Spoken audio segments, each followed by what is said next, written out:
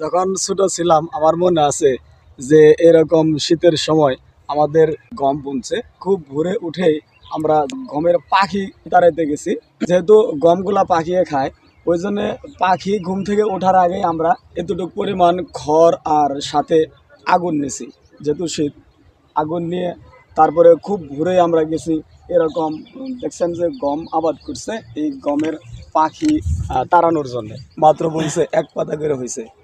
তো এইটা দেখে আর শৈশবের সেই কথা মনে পড়ে গেল যে একদিন আমিও এইভাবে গমে পাখি তাড়াইছি। গম বুনলে পাখি, তারপরে কবুতর যে আছে, এগুলো গম খেলে ওই গমটা আর জ্বালায় না।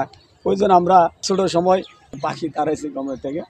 তো এই যে গম দেখছেন, এটি দেখে আসলে সেই দিনের কথা মনে পড়ে গেল যে এক সময় কতই না আনন্দ ছিল। খুব ভোরে এই শীতকে উপেক্ষা করে আমরা পাখি তাড়াইতে যাইতাম গমের। তো সেই দিনের কথা বড্ড বেশি মনে পড়ে যায়। গম বুনন করছে, পাখি খেয়া যাইতেছে খুব ভোরে, প্রচণ্ড শীত। এই শীতকে উপেক্ষা করে আমরা দুইজনে গমের পাখি তাড়াইতেছি। সেই ছোট্টবেলার কথা মনে আছে না? মনে আছে। পাখি খেদাইছিল, মেলা খেলাইছি। কত ঠান্ডা পড়ছে না?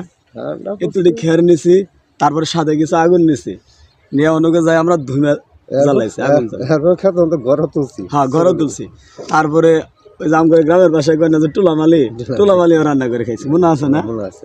শৈশবের সেই দিনের কথা মনে পড়ে যায় এই গমের ক্ষেত দেখলে।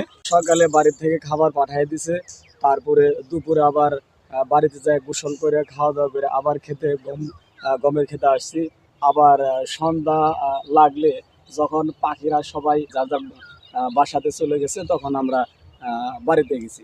মোট কথা বেলা ওঠার আগ থেকে বেলা ডোবা পর্যন্ত আমরা এই গমের খেতে পাখি তাড়াইতাম।